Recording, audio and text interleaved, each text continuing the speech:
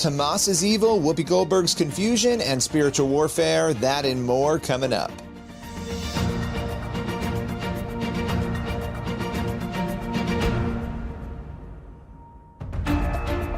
Welcome to Newsmakers, a show where we go behind the headlines each and every week to bring you interviews with your favorite pastors, entertainers, politicians, and other notable figures.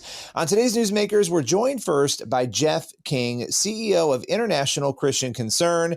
He's here to respond to the outrage that was sparked after The View host Whoopi Goldberg compared life in America to life under Iran's horrific dictatorship. Let's welcome him here to the show. Whoopi Goldberg is in the headlines for some comments she made last week about Iran and America, essentially comparing, it seemed, based on what she said on the air, life in America to life in Iran. I'm joined by Jeff King today. Jeff, before we roll a quick clip so people can see what was said, what was your reaction when you first saw this segment? Oh, gosh, there were so many levels. The first one is a big head scratch. At the same time, I completely understand Whoopi and The View and what I'm watching. But let's just start with that. It's a complete head scratch, for the normal American. Let's say that. Yeah, I think, and there are a lot of reasons for that. There are people who are watching or listening right now who are very aware of life in Iran. You're an expert on persecution. You deal with this all the time. You talk a lot about Christian persecution, so we could kind of start there, and we'll do that in a moment. I want to play the clip, but this is sort of the world you live in, so you understand when somebody makes a comparison between life in a country that routinely finds itself at the top of the worst possible places for Christians to live in the world and for women to live and for other minority groups to live, and compares that to America, that becomes, as you were saying, a head scratcher. But before we get into all that, let's just roll a quick clip from The View so people can see what it is precisely that we're talking about. But let's just remember, too, the Iranians literally throw gay people off of buildings. They don't adhere to basic human rights. Listen, here's the thing.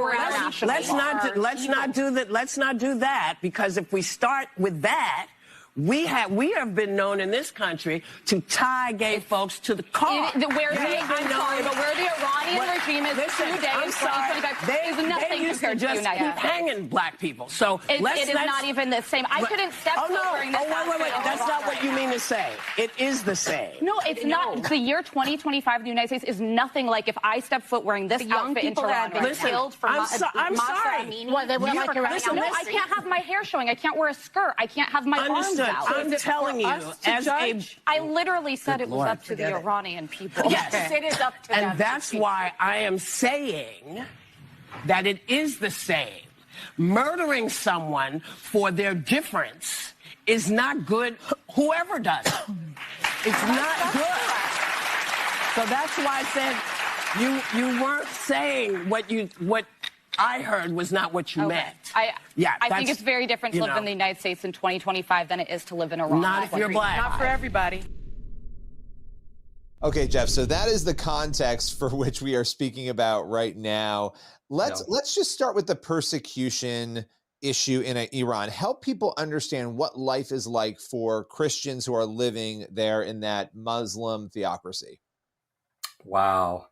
So over 40 years, the Iranian regime, has tortured and assassinated Christians. And when, in the past, they were arresting the masses of Christians. And Billy, as you know, Christianity has grown so deep in Iran that actually they can't even arrest the masses anymore. But they're still arresting the leadership, the top influencers, arresting and then torturing. When I say torture, it's hard to imagine what this means for the average person. They go into Evin prison. It's a notorious place.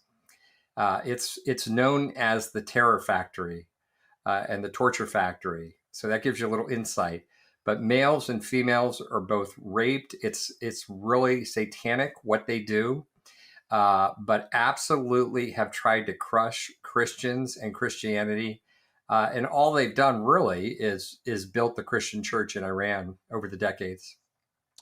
You know, it is interesting, and we see this, I think, from a Christian perspective, understanding that you can't stop the gospel, right? So, you know, all of these regimes, not just in Iran, all over the world, they'll try to do this where they try to crack down on Christianity, and you watch it grow, and you see millions of people become believers.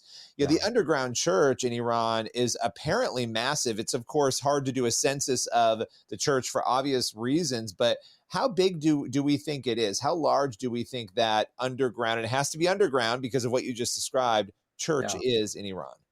You know, I don't have the latest stats on it, but it's known as probably the fastest growing church in the world, Billy. It's absolutely massive. And I'll tell you a little story.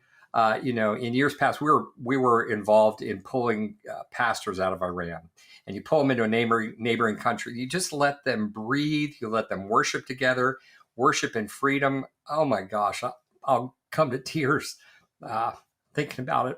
Really, really beautiful, beautiful experience. But one of those pastors, I was interviewing him, and I interviewed a bunch of them. And he said it was always amusing when the Western pastors came in and tried to teach evangelism to the Iranians. Because he said, look, here's, you know, they would have all their methods and everything in the U.S. way of do things. They said, that's not it at all. He says, here's how I do evangelism. I go to a party and I stand up and say, hey, I'm a Christian. And if you want to talk about Christianity or Jesus, I'm going to be back in the corner there. You come talk to me. He says, then I'm mobbed. I'm absolutely mobbed for 3-4 hours as long as I want. It'll go on and on. That's the level of interest in Christianity.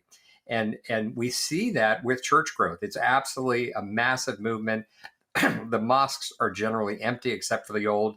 The church is growing like wildfire.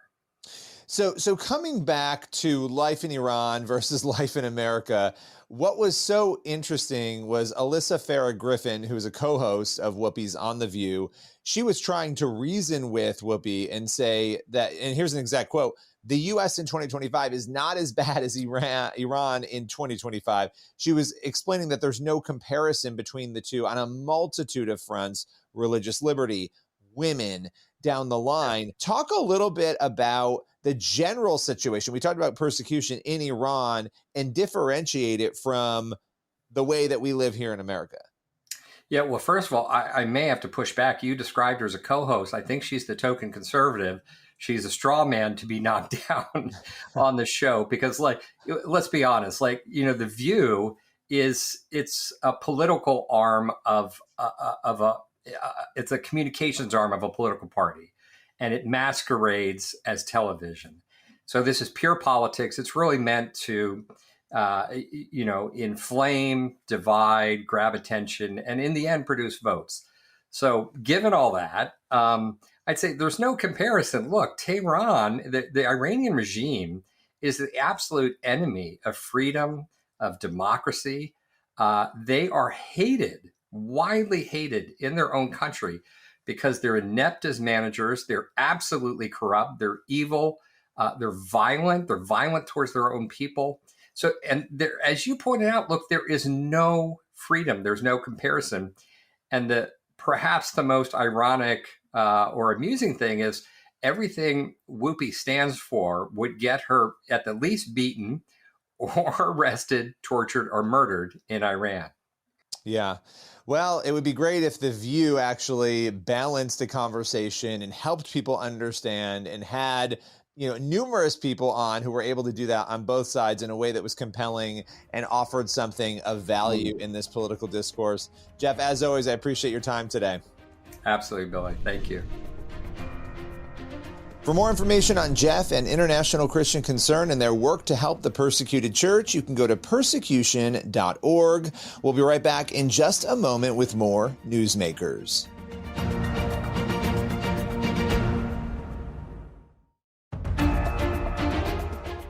Welcome back to Newsmakers. Next up, Johnnie Moore, executive chairman of the Gaza Humanitarian Foundation, joins us to break down Hamas's latest evils and to describe his battle to help feed those struggling in Gaza. Let's welcome him here to Newsmakers.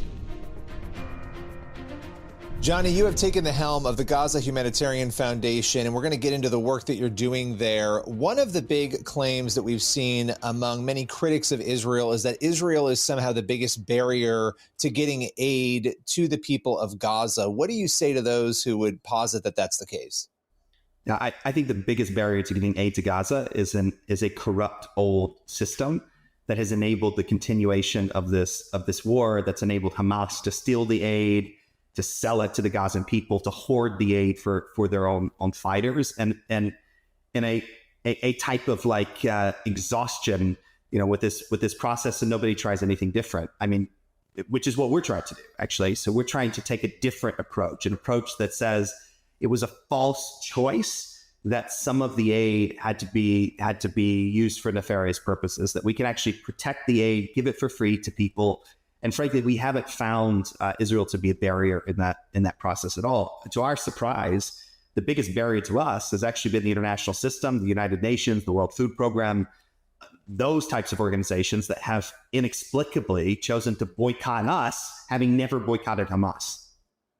I was just going to say, it's interesting, having never boycotted Hamas, you often wonder, is the ideology the problem in some of these organizations? The refusal to place blame where blame should be, the refusal to say this was wrong, this was right. It seems like these international bodies, they either decline to do that, or at moments they side with the wrong party.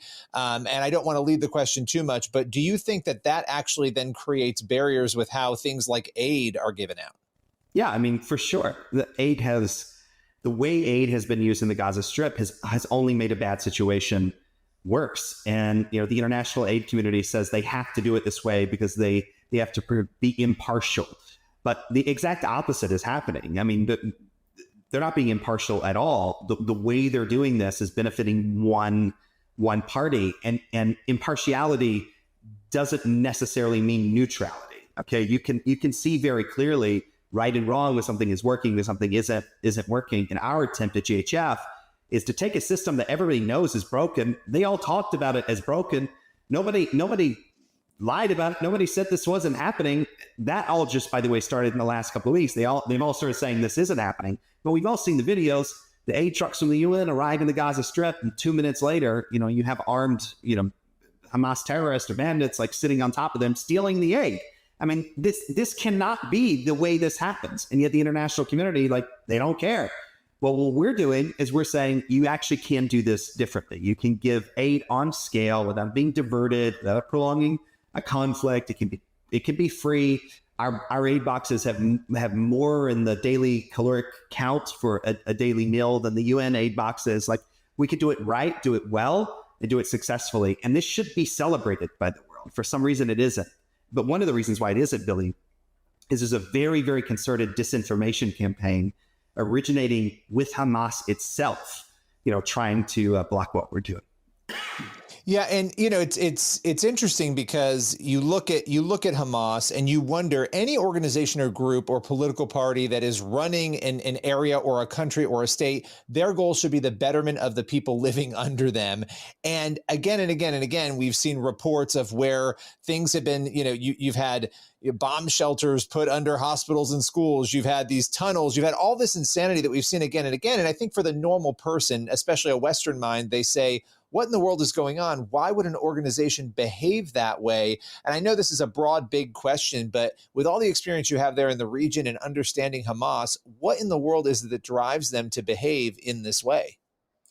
I mean, you kind of expect it of Hamas, right? I mean, this is a terrorist organization that doesn't dress as soldiers. They dress as civilians. They do everything that you said they were doing.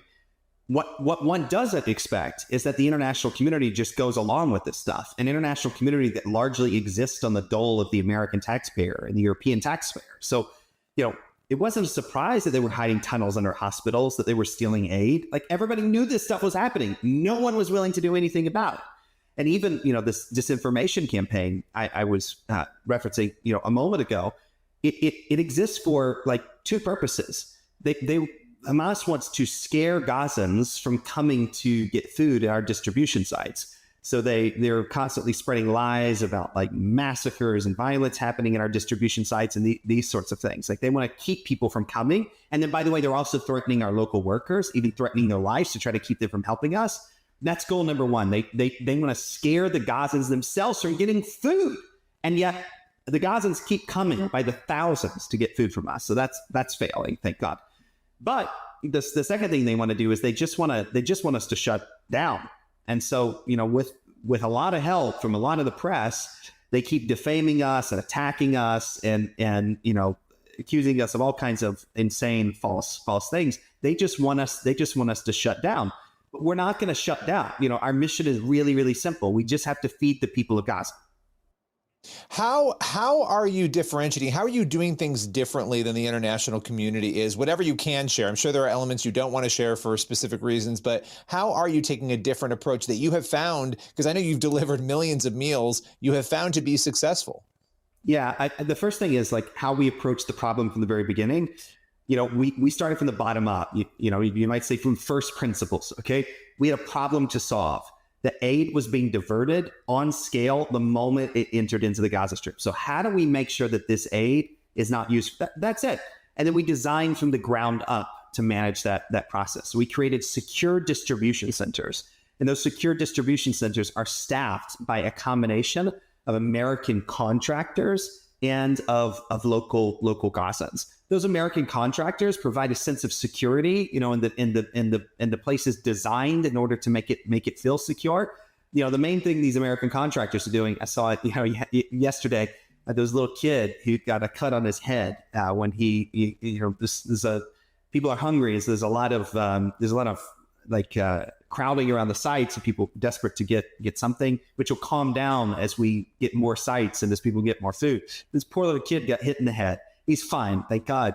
But one of our security contractors is there providing basic first aid to the kid, making sure he's okay. So, and by the way, this is an incredibly experienced team. One of our key leaders spent 30 years in USAID. Another one spent a similar between 30 and 40 years in the U.S. Armed Forces. They've been to all the complex environments around the world. We just started from the ground up and said, these are the problems that need to be solved. How can we do it? I mean, there's so much. We could go on for an hour because there's so many different elements here. But where can people go if they want to support, if they want to get more information, if they want to see what it is that you guys are doing day in and day out? Well, first of all, transparency is super, super important to us. So every day we release how many meals we provided. If it was an issue, we say it publicly. If we're trying something new, we say it publicly. It's in a short daily report. I post them on X. There's a GHF updates X account. You can go to ghf.org. This was it's all rapidly being set up, so there'll be more information there over time. Most of all, though, Billy, I hope people will pray for us. But even more than pray for us, pray for the Gazan people, pray for Israel, pray for the entire region. What we're doing, it should not be so hard to do what we're doing. We just want to feed people. Well, that is a noble mission, and an important and an essential mission, especially in light of what is happening there. Johnnie Moore, appreciate your time today.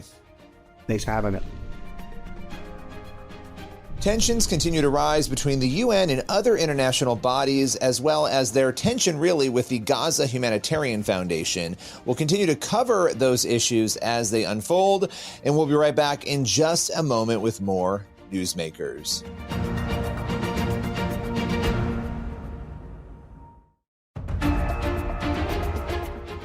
Welcome back to Newsmakers on the CBN News Channel. For our final segment, we are chatting with Pastor J.P. Pokluda, who's joining us to talk all about miracles, spiritual warfare, and revival.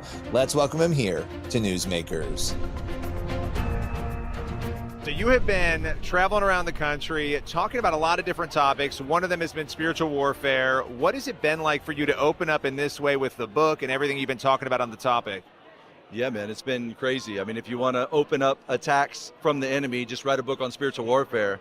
But I would just say God's winning. As you said, we've been on 17 campuses now. I've seen over 20,000 college students pray to receive Christ in the past 24 months. And so I just think we're right in the middle of something really special. The most incredible time, at least in my generation. Yeah, or my lifetime, I'll say. How has that shifted you? Because I think you, more than anyone this year, you and Jenny Allen and a few others, you have seen more young people accept Christ, as you were saying. What has that done for you and your faith? Like the other day, I shared the gospel with a woman that was cutting my hair, and she started freaking out, and she was like, I prayed this morning. I said, God, if you're real, you're going to have to send someone to tell me that you're real. She was like, I prayed that this morning. And I've just stopped being surprised. Because I'm like, hey, God has done something to just burst open the hearts of the people right now. And I think that everyone is so receptive to the gospel. I was on the West Coast. My daughter and I were on the West Coast. we were sharing the gospel, and everyone we shared it with were just so thankful. There was so much gratitude. So it's just a different, the tide has shifted. Yeah. Well, there's so many claims like the gifts are dead. There's this debate in the church about all of these issues. When you think about where you were theologically, where you are now, what kind of shifts have happened in you? Yeah, well, I would say just from moving from Dallas to Waco, the reason I wrote Your Story as a Villain is because I kept saying, hey, there's a stronghold here. There's a stronghold. People were like, what do you mean? I was like, I don't know. I need to like hang out with my charismatic friends to learn what I'm talking about. And I'm reading the Bible, the same Bible that I've been teaching for 18 years, but I'm starting to see more of the supernatural in there. And I'm like, hey, this hadn't gone away, you know? And so as I see God save people, and as I see the Holy Spirit move, and likewise see the enemy attack, I'm just like, hey, we're still very much in the battle. All right, so you and I have talked a lot about miracles in the past. What miracles have you seen, if any, while you've been out there on those campuses? Have you personally observed anything that's shocked you? I mean, even what you just shared about that woman, that's kind of a miracle that she was praying that prayer and then you were there. Yeah, absolutely. So we do baptisms. So we share the gospel, invite them forward, and then we do baptisms. And in the pond, I'm just hearing, the different word, deliverance, freedom, cutting, suicide ideation, healing from mental, illness, physical ailments. I've heard physical healings in that water. And so not that the water's magical at all, but just that the Holy Spirit is supernatural. And so everywhere we've gone, we've seen some aspect of the supernatural working. Well, thanks for your time. Really appreciate it. Always good to catch up with you. You can grab JP's latest book, Your Story Has a Villain, identify spiritual warfare, and learn how to defeat the enemy wherever books are sold. We'll be right back in just a moment with more Newsmakers.